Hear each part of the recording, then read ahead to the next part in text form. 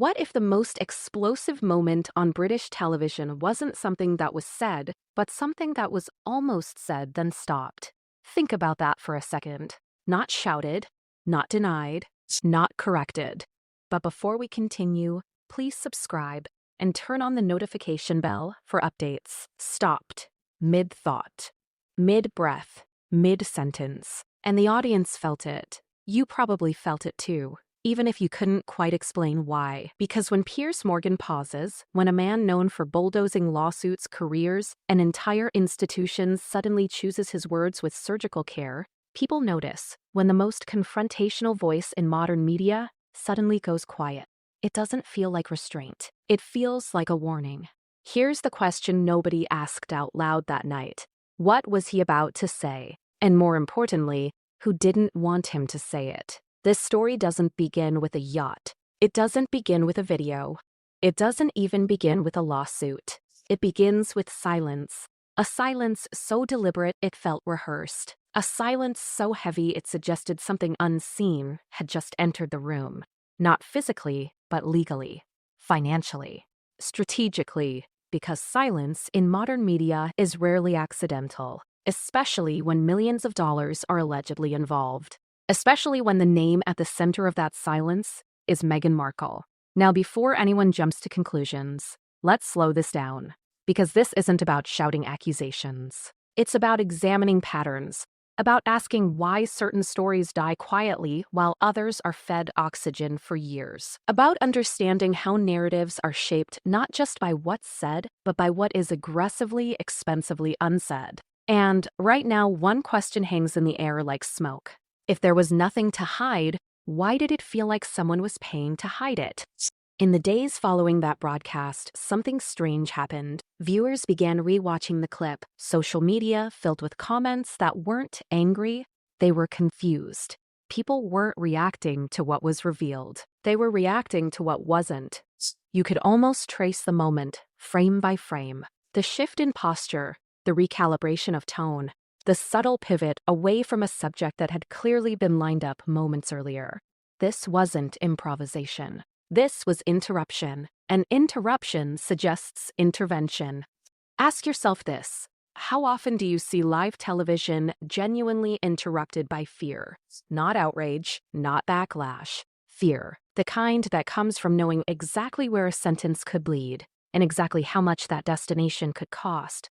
This is where the yacht comes in. Not as a symbol of luxury, but as a symbol of insulation. Floating worlds where cameras don't follow, where contracts speak louder than memories, and where discretion isn't just expected, it's priced. For years, whispers about elite yacht culture have drifted through entertainment circles. Not specifics, not names, just patterns. Invitations, appearances, disappearances, stories that never quite made it to print because they couldn't survive the legal gauntlet waiting for them. And then there's the number. $30,000 a night. A figure so precise it doesn't sound like gossip. It sounds like accounting. The kind of number that raises eyebrows not because of its size, but because of its confidence. Numbers like that don't usually appear out of thin air. They circulate, they echo, they get repeated quietly until they harden into rumor. But rumors don't cost millions to suppress. Evidence does. And that brings us to the most unsettling part of this entire story. The idea that there may have been a video. Not a metaphorical one. Not a story video. An actual recording. One that allegedly surfaced, disappeared, resurfaced again, and then triggered what some insiders describe as a legal fire drill. Now pause here. Ask yourself something honestly. If a video didn't exist, why would anyone need to pay to hide it? This is where lawyers enter the narrative. Not as defenders of truth or falsehood, but as architects of distance. Distance between past and present. Distance between allegation and accountability. Distance between what may have happened and what can be proven. Because in the modern media economy, you don't erase stories. You price them out of circulation. You drown them in paperwork.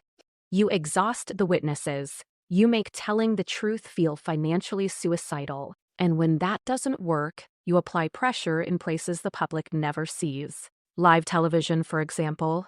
What viewers witnessed that night wasn't a meltdown or a slip. It was a course correction. A man who knows exactly how far he can go and exactly where the landmines are buried, choosing not to step forward. That choice alone tells a story. Why now, though? Why is this resurfacing at this moment? Because timing is everything. Public trust in media is fractured. Celebrity narratives are being re-examined. Audiences are no longer satisfied with curated vulnerability and carefully framed victimhood. People want receipts. They want timelines. They want contradictions addressed instead of buried. And they've started noticing something else, too.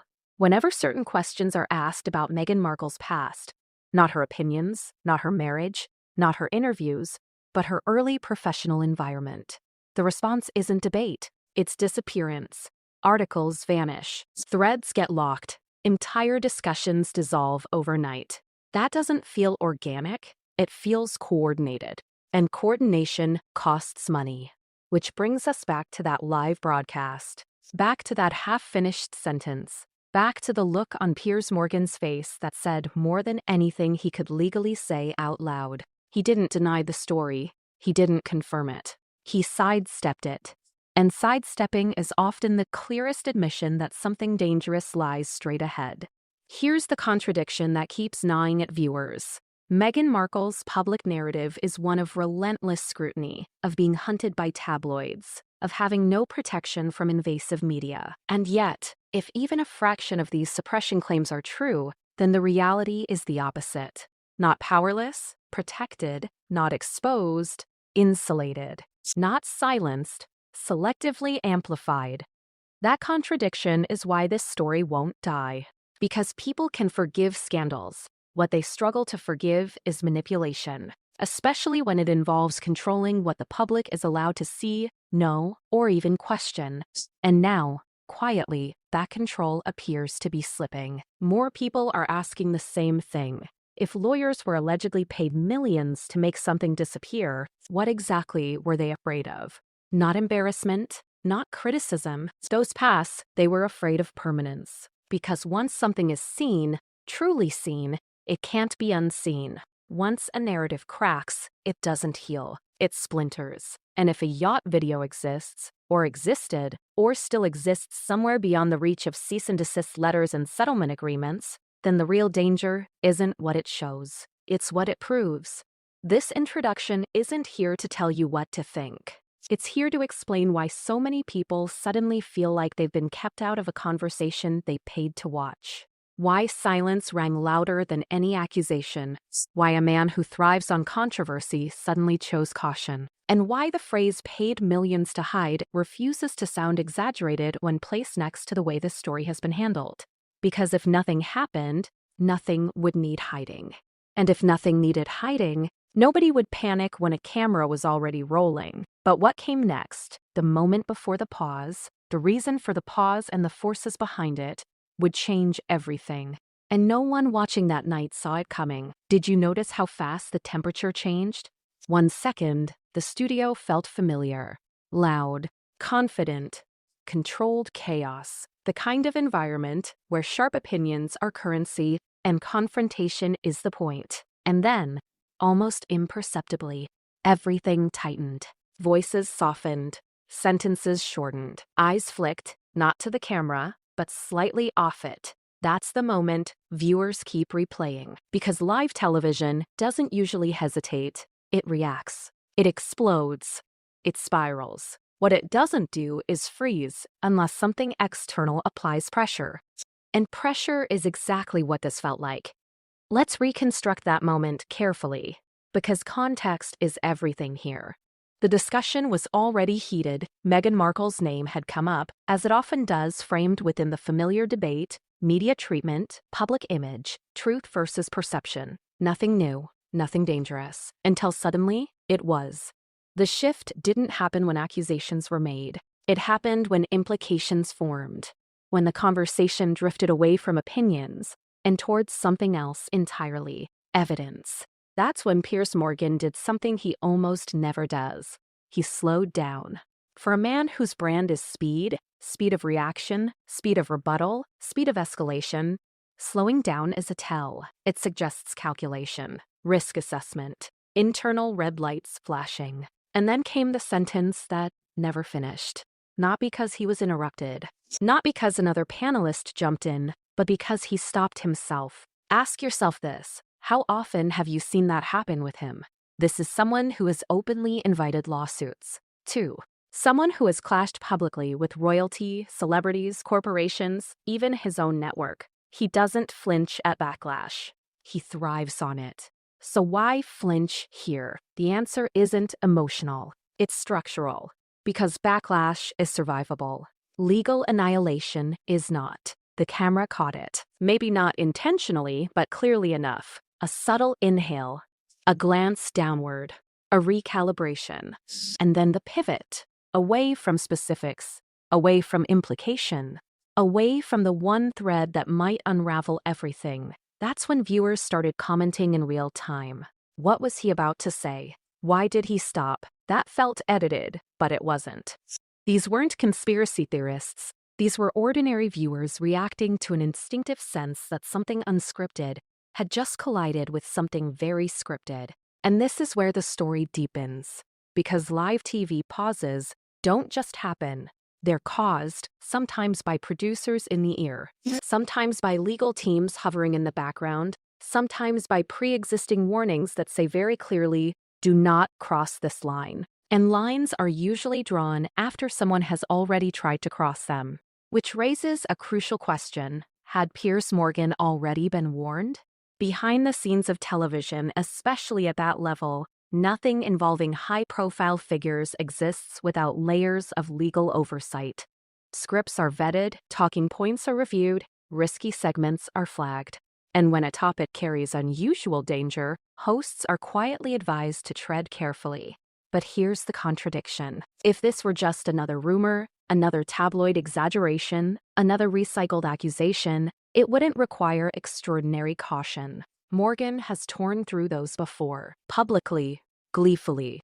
So why did this one feel different? Because this wasn't about commentary. It was about consequence. In media, there's an unspoken hierarchy of danger. You can insult someone's character. You can criticize their decisions. You can question their credibility. But the moment you imply the existence of suppressed evidence, especially visual evidence, you step into a different arena entirely. That's when lawyers don't respond after the fact. They intervene before the words leave your mouth. And according to multiple insiders familiar with how these situations unfold, that's exactly what this felt like. Not a reaction, a prevention. Now let's talk about the word yacht, because it's been intentionally misunderstood. This isn't about luxury envy. This isn't about wealth. This isn't even about scandal in the traditional sense. Yachts matter here for one reason only: control. They are private jurisdictions, floating spaces where rules blur, records vanish, and access is tightly managed. They exist outside the usual frameworks of accountability, legally, socially, and journalistically. That's why stories connected to them are notoriously hard to verify. Witnesses sign NDAs. Staff rotate constantly. Documentation is fragmented, and when something does go wrong, it rarely reaches daylight without resistance. Which is why the idea of a yacht video, any yacht video, immediately changes the stakes. Because video doesn't forget. It doesn't reinterpret. It doesn't soften with time. It just exists, and existence is what terrifies people who rely on narrative control. Now, consider the number that keeps surfacing: $30,000 a night. You don't need to believe it to understand its impact. Numbers like that don't provoke outrage because of morality. They provoke scrutiny because of logistics. People start asking practical questions. Who pays that? Why that amount? And how is it recorded? Those questions lead somewhere dangerous. They lead to paper trails, to intermediaries, to contracts, to footage.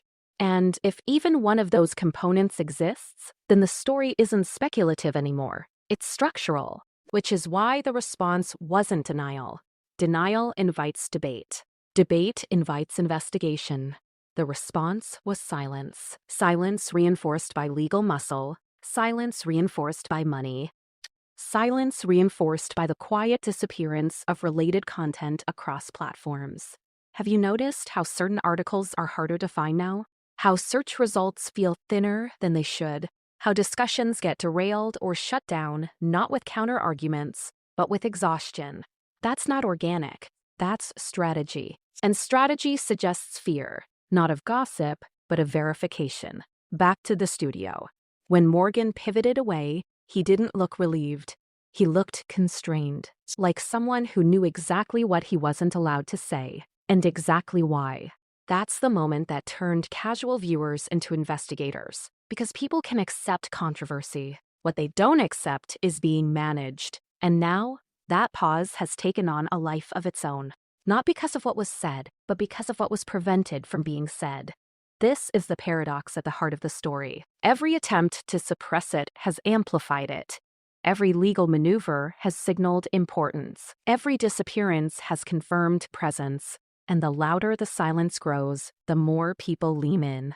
Which brings us to the uncomfortable truth that media insiders whisper but never say on air. When something is truly harmless, it's mocked. When it's potentially damaging, it's debated. When it's catastrophic, it's buried. So ask yourself, honestly, which category does this feel like? Because the reaction we witnessed wasn't mockery. It wasn't debate. It was avoidance. And avoidance doesn't happen without cause. The yacht, the alleged video, the rumored millions, the sudden restraint of a man famous for having none. These aren't isolated dots. They form a pattern. And patterns don't lie. They reveal. The only question left is how far that pattern extends, and who else is implicated in maintaining it. Because if one sentence on live television was enough to trigger silence, then the truth sitting behind that sentence must be powerful enough to destabilize more than just a reputation. It must threaten a system. And that's where this story is heading next. Because to understand why that pause mattered, we have to rewind further. Past the broadcast, past the headlines, past the lawsuits, to the moment when image stopped being a byproduct of fame and became a product itself.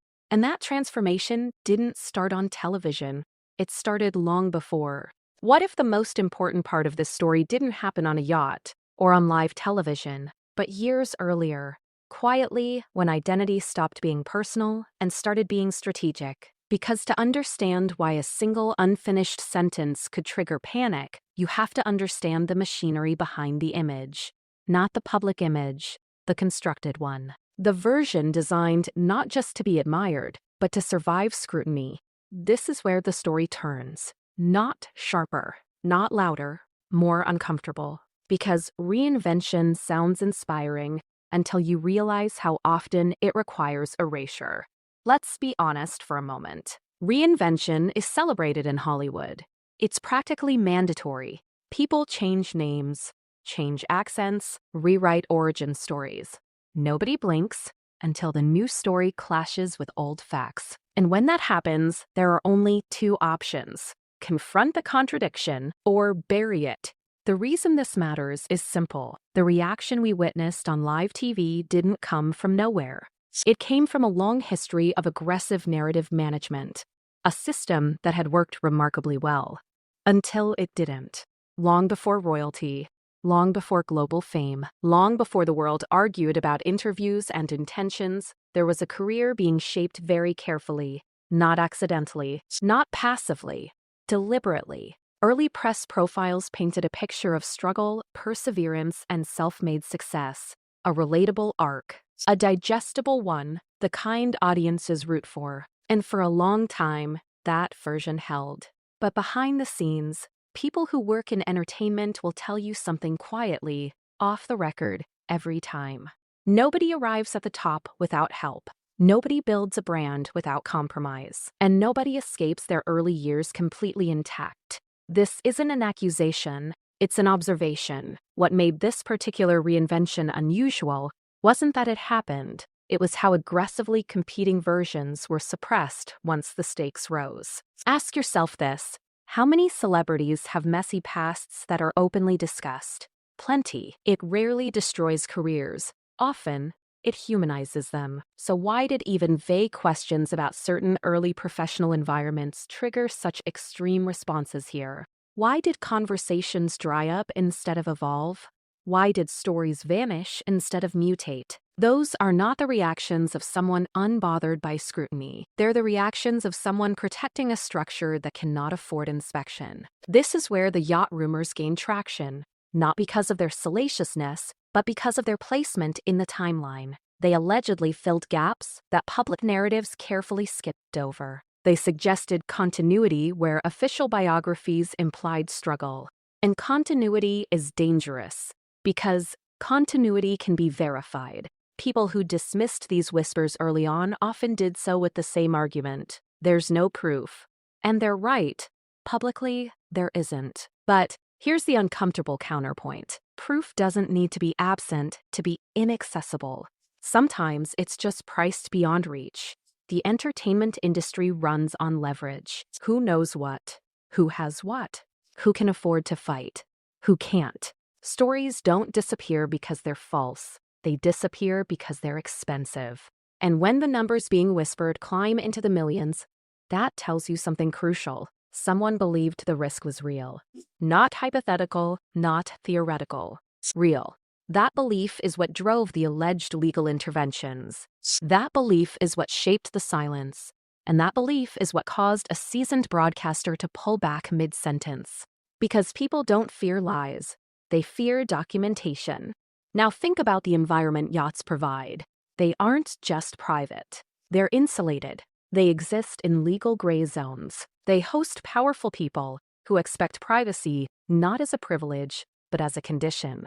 Everything about them is designed to minimize traceability, which is why the idea of any footage escaping that ecosystem would be terrifying, not embarrassing, destabilizing. If a recording exists, even partially, it doesn't just challenge a story. It threatens an entire brand architecture built on selective visibility. And brands at that level aren't personal anymore.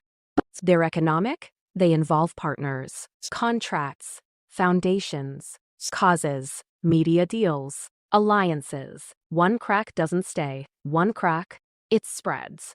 That's why the alleged response wasn't denial, but containment. Containment is what you do when you don't want to draw attention, when you want a fire to burn itself out quietly, not explode. Which brings us back to the $30,000 figure. Whether it's accurate, almost doesn't matter. Its function is symbolic. It anchors the story in logistics instead of emotion. People stop asking, did this happen? They start asking, how would this work? And once logistics enter the conversation, narratives lose control. Because logistics leave trails. Trails lead to intermediaries. Intermediaries lead to records. Records lead to evidence. And evidence is the one thing no amount of image management can outrun. This is why viewers reacted so strongly to that pause. On an instinctive level, they understood what was happening.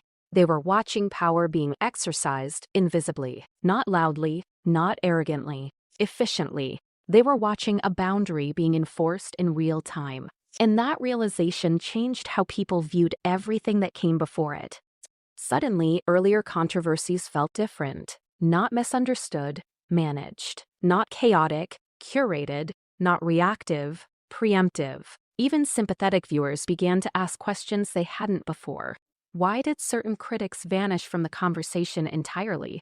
Why did some journalists go quiet after hinting at deeper stories? Why did the same legal language keep appearing in unrelated disputes? Patterns emerged. And patterns are hard to unsee once you notice them. This chapter isn't about proving allegations. It's about explaining reactions, about understanding why a rumor could command millions in defensive spending, about recognizing the difference between noise and threat. Noise is ignored, threats are neutralized. Which category does this feel like? Because when someone spends that much effort controlling a narrative, it suggests the narrative is fragile. And fragile narratives don't break under criticism. They break under confirmation. That's why the existence of a video, even unverified, even unseen, has such gravitational pull. It represents the one thing no press release can override. Reality captured. And reality doesn't negotiate. This is the context you need before we go any further. Without it, the next part of the story doesn't make sense. Because next, we're not talking about television or branding. We're talking about a world most people never see. A closed circuit of luxury, discretion, and unspoken rules. A place where silence is expected, and breaking it has consequences. Because once you understand how that world operates, the idea of millions being paid to protect it stops sounding outrageous. It starts sounding inevitable. And the deeper we go into that environment, the clearer it becomes why one sentence on live TV was too dangerous to finish. What most people don't realize is that the world of yachts isn't an extension of celebrity culture. It's a parallel universe. Different rules, different currencies, different consequences. And once you understand that, a lot of things that once sounded exaggerated start to sound procedural. Because yachts aren't just floating symbols of wealth, they are controlled environments, curated spaces where visibility is optional, memory is negotiable, and silence is contractually enforced. They exist for one primary reason: insulation. Insulation from cameras, insulation from records, insulation from accountability. That's why the phrase yacht circuit exists at all. It doesn't refer to one boat, or one event, or one group of people. It refers to a recurring ecosystem, seasonal, international, and tightly networked. A place where the same faces appear in different ports under different circumstances, and where introductions are made quietly, not publicly. And crucially, it's a space where documentation is actively discouraged. No guest lists, no phones in certain areas, no casual photos, no paper trails that aren't intentional. Which is why the idea of any kind of recording escaping that environment is so destabilizing, because it violates the first rule. Nothing leaves. To outsiders, that sounds dramatic. To insiders, it's simply how things work. Crew members sign agreements that don't just protect privacy, they criminalize disclosure. Guests operate under mutual understanding rather than written rules. And anyone who breaks that understanding doesn't just face embarrassment. They face exclusion, permanent exclusion. This is why stories connected to yachts don't behave like normal scandals. They don't explode, they evaporate. They don't generate follow-ups, they generate silences. So when whispers about Meghan Markle's alleged presence within this world began circulating years ago, the reaction wasn't outrage. It was erasure. And that reaction alone raised eyebrows among people who understand how elite secrecy functions. Because if nothing happened, nothing would need to disappear. Let's talk about how rumors actually spread in closed ecosystems like this. They don't start with tabloids. They start with logistics. Someone notices, someone else keeps appearing in unexpected places. Someone hears about unusually tight NDAs. Someone realizes introductions are being facilitated by intermediaries rather than agencies. And slowly, a picture forms. Not a narrative, a pattern. That's how the $30,000 a night figure allegedly surfaced, not as a headline, but as shorthand, a way to communicate seriousness, a way to signal that this wasn't casual or speculative or exaggerated. Numbers like that are used internally, not publicly. They're signals. And signals are meant to be understood by people who already know the rules. Here's why that matters. If you wanted to invent a scandal, you wouldn't attach a precise number to it. You'd keep it vague. Vague accusations are harder to disprove and easier to inflate. Precision does the opposite. Precision invites scrutiny, which is why its presence is so unsettling.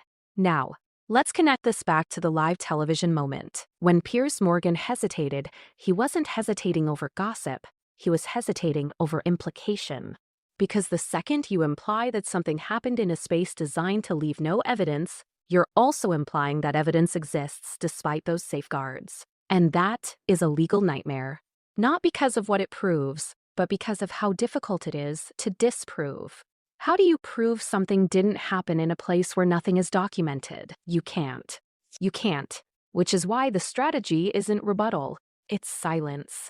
Silence supported by law firms that specialize not in defending cases, but in preventing them from existing at all. This is where the idea of millions being paid begins to make sense. If you're dealing with something that cannot be disproven, the goal shifts. You don't win the argument. You prevent it from being argued. That means settlements, That means buyouts. That means non-disclosure agreements so broad they feel surreal. And it means rapid response when a threat appears in an uncontrolled environment, like live television. Because once something is said on air, it's immortal, even if retracted, even if edited out. Someone records it, someone saves it, someone uploads it, which is why preemptive restraint is everything.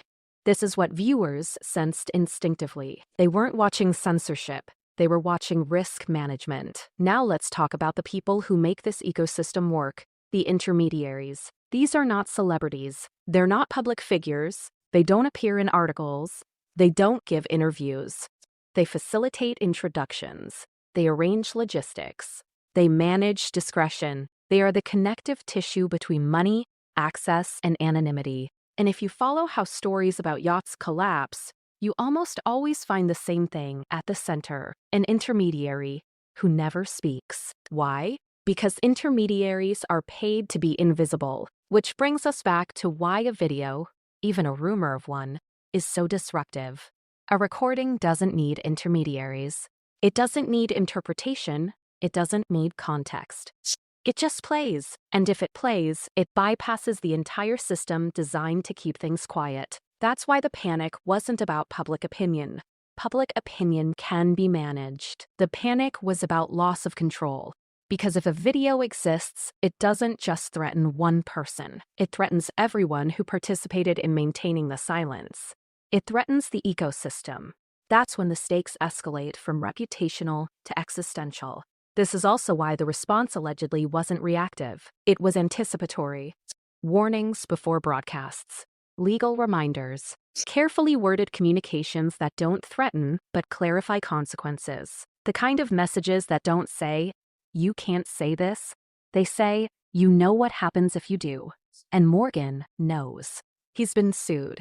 He's been threatened.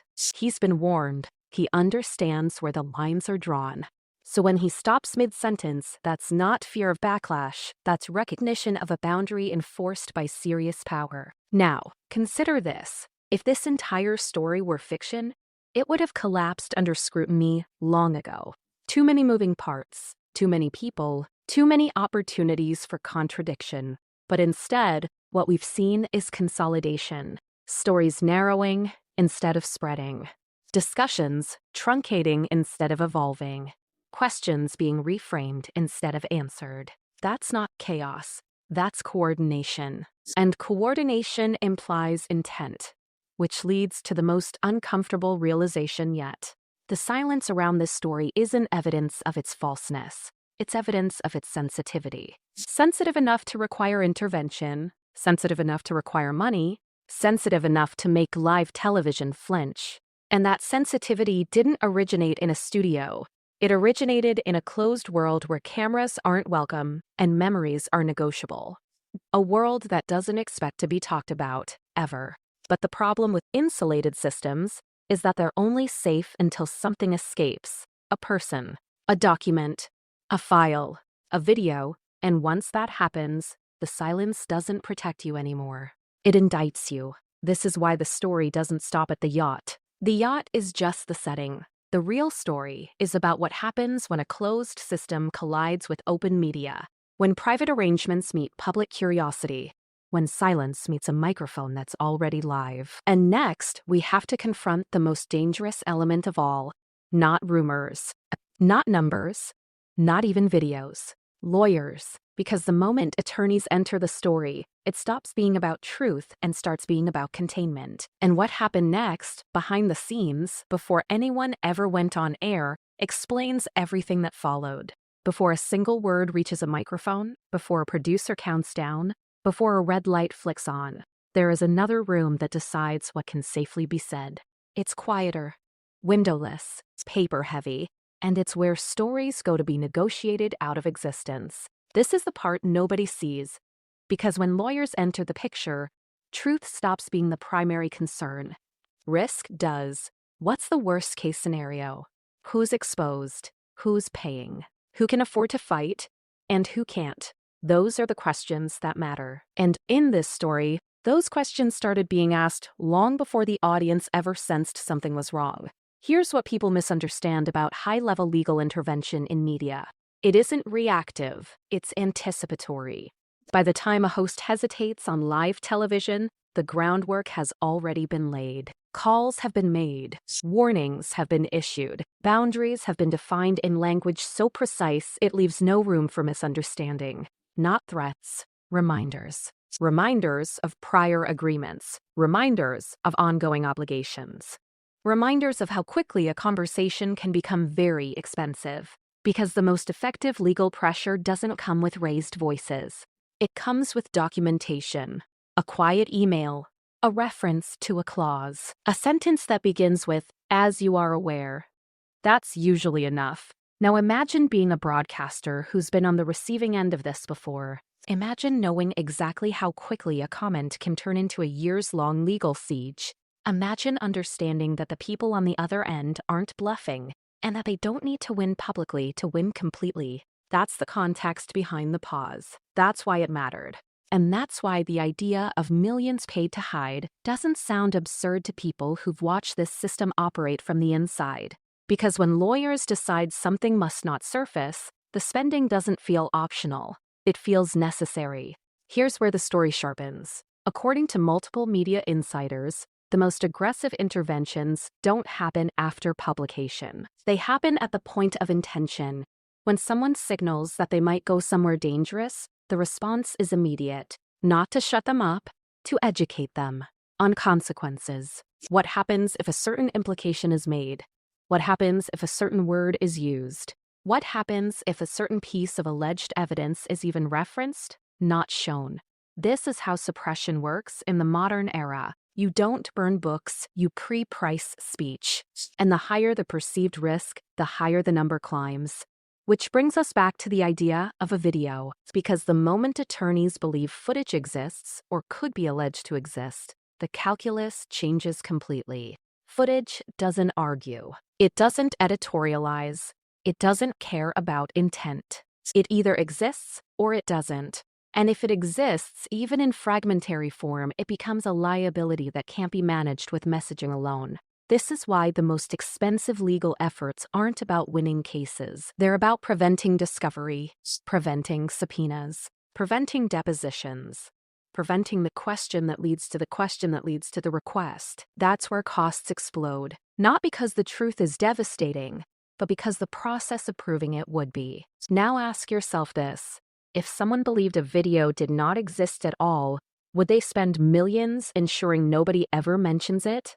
Or would they welcome the opportunity to demand proof? Silence in that context becomes revealing, because the legal strategy described by people familiar with these situations isn't denial, it's non-engagement. No comment, no response, no acknowledgement.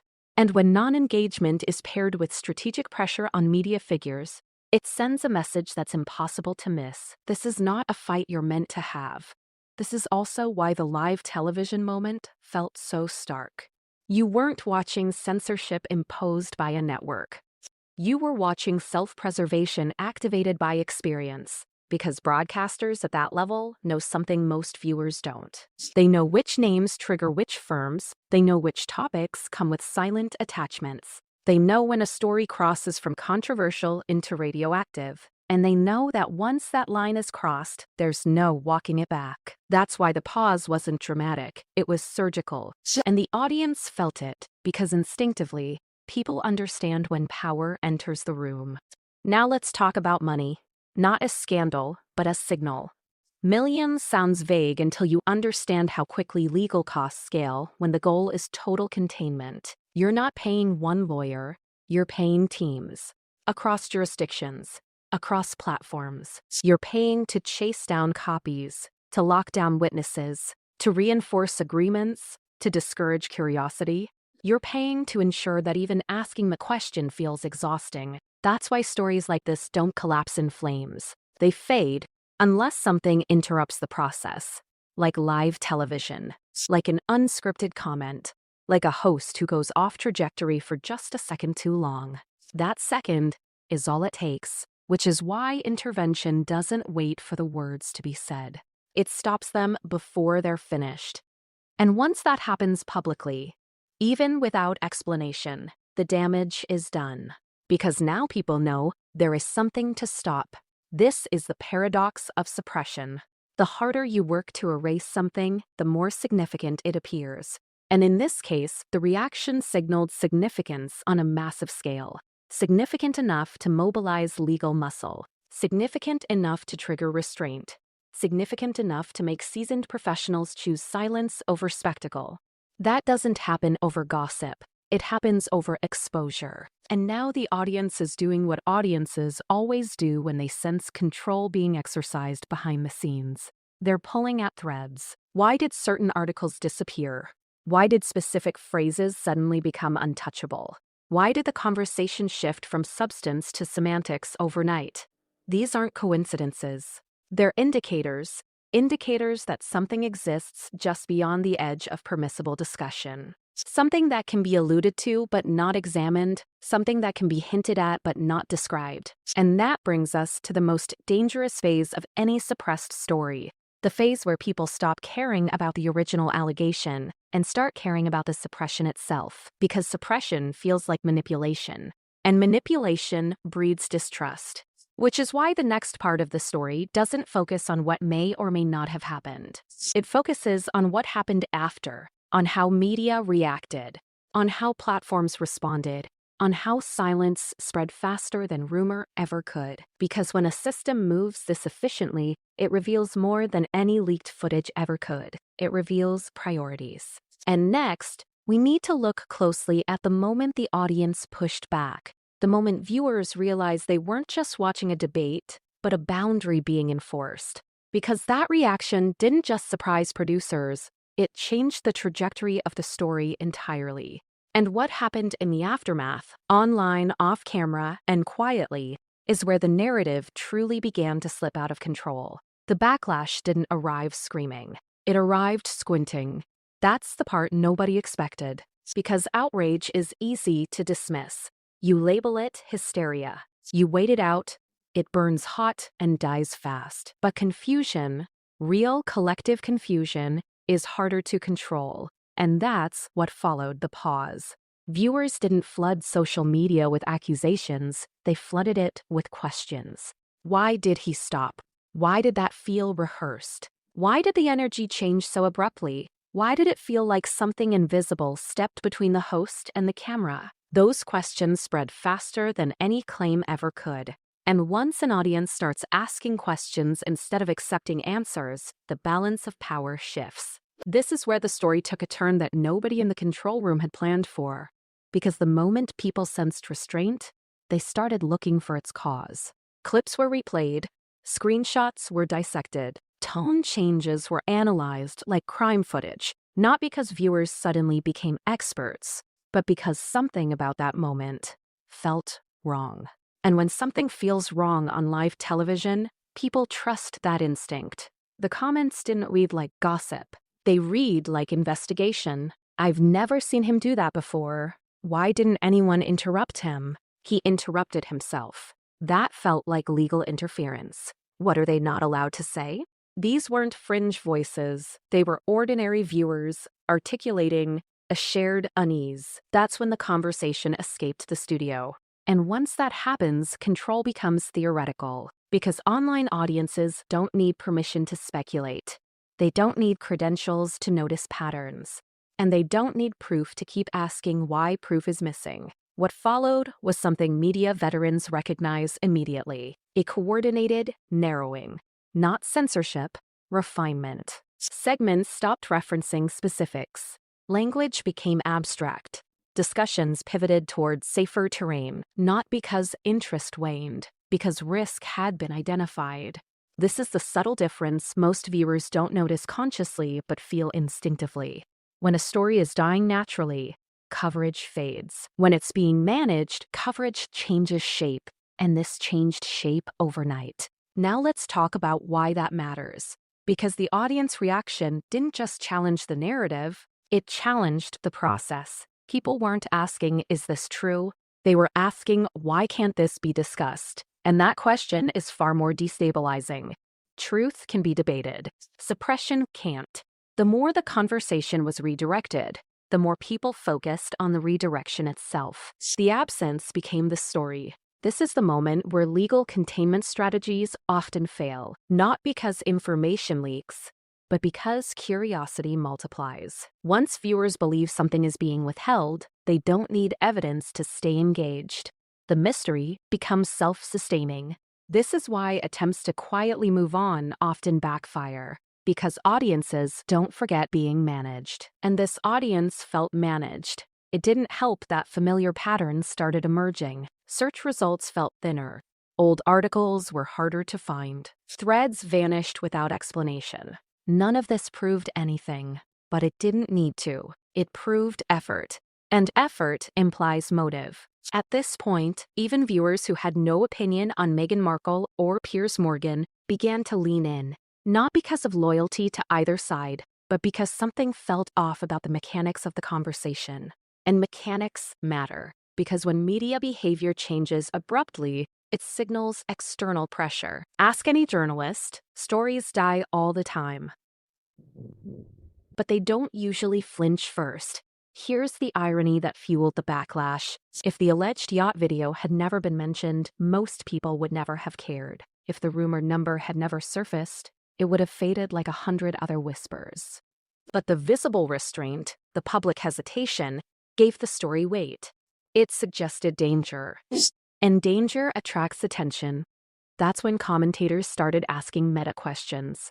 Why would anyone risk amplifying this by stopping it publicly? Why not let it pass unchallenged? Why intervene so visibly? Those questions pulled the story out of celebrity gossip and into media criticism. And once a story becomes about media behavior, it gains credibility. Because now, it's not about believing allegations, it's about analyzing reactions. And reactions are observable. This is also where sympathy narratives began to collide with skepticism.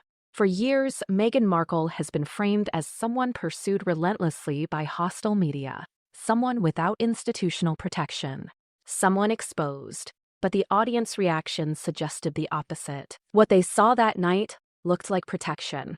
Not loud, not boastful, effective. And that contradiction unsettled people, because audiences are surprisingly forgiving of messy pasts. What they resent is imbalance. They don't like feeling like rules apply differently depending on who you are, especially when that difference plays out in front of them. This is where the story gained traction among viewers who had previously tuned out entirely, not because they cared about yachts, because they cared about transparency. And suddenly, this wasn't about what may or may not have happened years ago. It was about what was happening now, in real time, on a platform they trusted to be unscripted. Which brings us to the quiet panic behind the scenes. Because once audience trust is shaken, media institutions move fast. Not to clarify, to stabilize, producers reassess. Legal teams reevaluate risk. Executives ask uncomfortable questions. Not about truth, about exposure. And exposure at this level is never just about one person. It's about precedent. If one suppressed topic becomes discussable, others follow. And that's the real threat. Not the yacht, not the video, not the number. The precedent. That's why the response to the backlash wasn't engagement. It was minimization. The story was reframed as distraction. Critics were dismissed as obsessive. Focus was redirected elsewhere. But audiences aren't easily redirected once they feel something's being withheld. They remember the moment. They remember the pause. They remember the feeling, and feelings don't need verification to persist. This is the stage where containment strategies face a choice: escalate and draw more attention, or absorb and hope interest wanes. What made this situation dangerous is that neither option was safe, because the audience had already latched onto the one thing that couldn't be erased. The hesitation. You can delete articles, you can discourage discussion, you can sanitize language, but you can't unpause live television. That moment exists forever, and every time it's replayed, it raises the same question again. Why? That's why the backlash didn't fade. It evolved. Viewers stopped asking what happened on the yacht. They started asking what happened in the studio. Who spoke to whom? Who sent which email? Who drew the line? Those questions pull in new players, networks, law firms, executives. And once those entities are part of the narrative, the story is no longer about celebrity. It's about power, which is why the next phase of this story is the most uncomfortable of all, because it forces us to look at how information disappears in plain sight. Not through force, through coordination, through silence, through the quiet agreement that some things are simply not worth the trouble. And when the public starts to notice that agreement, it changes how every future story is received. Because from that point on, viewers don't just watch what's said, they watch what isn't. And that's when a narrative stops being controllable, because the audience has learned where to look. Have you ever searched for something you were sure existed, only to find the internet acting like it never did? No error message, no explanation, just absence. That's the phase this story entered next. Not the loud phase, not the scandal phase, the vanishing phase. And this is where things get uncomfortable, because disappearing information in the modern age is harder than people think, unless powerful interests are involved. What viewers began noticing wasn't a single article being removed. That happens all the time. It was a pattern, a thinning, like a book whose pages had been carefully removed, one by one, so the spine still looked intact. Search results that once returned dozens of links now returned a handful. Discussions that had been active for hours were suddenly locked. Threads weren't argued down. They were closed for moderation reasons. No explanation, no counterpoint, just silence. And silence, when coordinated, is louder than denial. This is the moment where curiosity hardened into suspicion. Because people understand chaos. They understand controversy. What they struggle to accept is unanimity where disagreement should exist. Ask yourself something. When was the last time a genuinely false story disappeared this cleanly? Falsehoods usually collapse messily. They attract rebuttals. They invite fact checks. They generate mockery. They get debunked loudly. This didn't. It simply faded. And fading requires cooperation. This is where the idea of a media blackout stops sounding dramatic and starts sounding procedural. Because blackouts don't mean nobody talks. They mean nobody with reach amplifies. That's a crucial distinction. You don't have to silence everyone. You only have to silence enough people.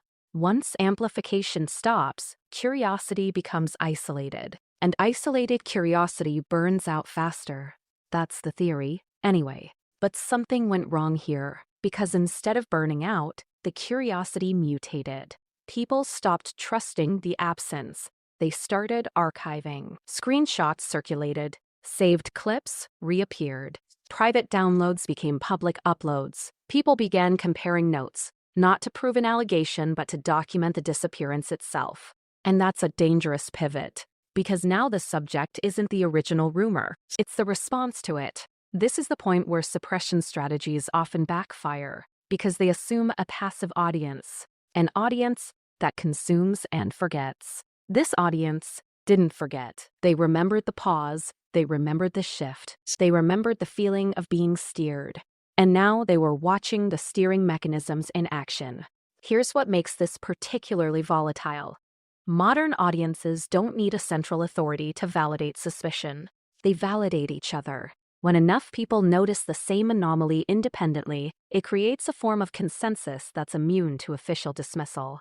Nobody needs to say, this is being covered up. They just need to say, isn't it strange that? And that question spreads. This is why coordinated silence is such a risky tactic. It only works when the public doesn't realize coordination is happening.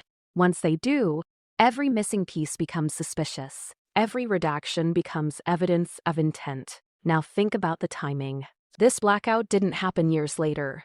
It happened immediately, almost reflexively, as if systems were already in place, waiting to activate. That's not how spontaneous misinformation responses work. That's how contingency plans work, which suggests that the possibility of this story surfacing had already been anticipated. Anticipation implies expectation. Expectation implies history. And history implies prior close calls. This is why so many viewers felt like they were watching the aftermath of something that had nearly happened before, something that had been successfully contained in the past, but this time leaked just enough to be noticed. Because the response wasn't improvised. It was too smooth. Language guidance appeared across platforms. Terms became problematic. Discussions were reframed as harmful speculation. Not incorrect, harmful. That shift is subtle but critical. When something is wrong, it's corrected. When something is dangerous, it's discouraged. Danger is about consequence, not accuracy. And consequence is exactly what this story threatens. Let's talk about algorithms for a moment. People love to treat them like neutral math. They're not. They're policy engines. They reflect human decisions about what should be surfaced, slowed, or buried. When multiple platforms quietly deprioritize the same topic at the same time, that doesn't happen accidentally.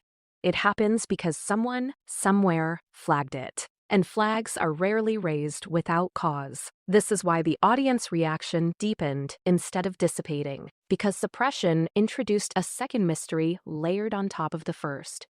Mystery 1. What allegedly happened? Mystery 2. Why is it being handled like this?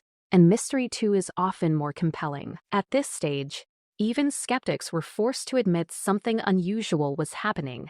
Not because they believed the rumors, but because they recognized the tactics. People who had worked in media commented anonymously about familiar patterns, about how certain firms operate, about how pressure is applied not with force, but with inconvenience. Make it not worth it. Make it legally annoying.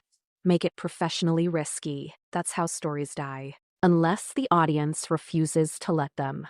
And this audience refused. They weren't demanding answers anymore. They were documenting behavior, which is the last thing any containment strategy wants. Because behavior is observable. Behavior is defensible. Behavior doesn't require belief. You can argue about allegations forever. You can't argue about a clip disappearing or a discussion being shut down. Those are facts, and facts are stubborn. This is why the story crossed a threshold at this point. It stopped being about Meghan Markle. It stopped being about yachts. It became about power, about who gets protected, about how far protection goes, about what the public is allowed to question. And once a story enters that territory, it attracts a much broader audience. People who don't care about celebrities, people who don't care about gossip, people who care deeply about transparency. Those are not easily placated viewers. They don't accept, move on. They don't accept, nothing to see here. They ask follow-up questions. And follow-up questions are expensive. This is where the alleged millions make psychological sense. Because at a certain level, spending becomes defensive infrastructure. Not about one rumor, but about maintaining a precedent. If one buried story resurfaces successfully, it invites others. If one pause is noticed, others will be scrutinized. And suddenly, an entire system becomes visible. That's the real threat. Not one video. Visibility itself. This is why the response felt disproportionate, because it wasn't responding to a single event. It was responding to the risk of exposure cascading. And cascades are uncontrollable. Which brings us to the most ironic part of this phase. What if the most explosive moment on British television wasn't something that was said, but something that was almost said then stopped? Think about that for a second. Not shouted, not denied, not corrected. But before we continue, please subscribe and turn on the notification bell for updates. Stopped. Mid-thought. Mid-breath. Mid-sentence. And the audience felt it. You probably felt it too, even if you couldn't quite explain why. Because when Piers Morgan pauses, when a man known for bulldozing lawsuits, careers, and entire institutions suddenly chooses his words with surgical care, people notice. When the most confrontational voice in modern media suddenly goes quiet, it doesn't feel like restraint. It feels like a warning. Here's the question nobody asked out loud that night. What was he about to say? And more importantly, who didn't want him to say it? This story doesn't begin with a yacht. It doesn't begin with a video. It doesn't even begin with a lawsuit. It begins with silence. A silence so deliberate it felt rehearsed. A silence so heavy it suggested something unseen had just entered the room. Not physically, but legally, financially, strategically, because silence in modern media is rarely accidental, especially when millions of dollars are allegedly involved. Especially when the name at the center of that silence is Meghan Markle. Now, before anyone jumps to conclusions, let's slow this down, because this isn't about shouting accusations. It's about examining patterns, about asking why certain stories die quietly while others are fed oxygen for years, about understanding how narratives are shaped not just by what's said, but by what is aggressively, expensively unsaid. And right now, one question hangs in the air like smoke. If there was nothing to hide, why did it feel like someone was paying to hide it? In the days following that broadcast, something strange happened. Viewers began rewatching the clip, social media filled with comments that weren't angry, they were confused. People weren't reacting to what was revealed. They were reacting to what wasn't. You could almost trace the moment, frame by frame. The shift in posture, the recalibration of tone, the subtle pivot away from a subject that had clearly been lined up moments earlier. This wasn't improvisation. This was interruption, and interruption suggests intervention. Ask yourself this: how often do you see live television genuinely interrupted by fear? Not outrage, not backlash. Fear, the kind that comes from knowing exactly where a sentence could bleed, and exactly how much that destination could cost. This is where the yacht comes in. Not as a symbol of luxury, but as a symbol of insulation. Floating worlds where cameras don't follow, where contracts speak louder than memories, and where discretion isn't just expected, it's priced. For years, whispers about elite yacht culture have drifted through entertainment circles, not specifics, not names, just patterns, invitations, appearances, disappearances, stories that never quite made it to print because they couldn't survive the legal gauntlet waiting for them. And then there's the number. $30,000 a night. A figure so precise it doesn't sound like gossip. It sounds like accounting. The kind of number that raises eyebrows not because of its size, but because of its confidence. Numbers like that don't usually appear out of thin air. They circulate, they echo, they get repeated quietly until they harden into rumor. But rumors don't cost millions to suppress. Evidence does. And that brings us to the most unsettling part of this entire story. The idea that there may have been a video. Not a metaphorical one, not a story video, an actual recording, one that allegedly surfaced, disappeared, resurfaced again, and then triggered what some insiders describe as a legal fire drill.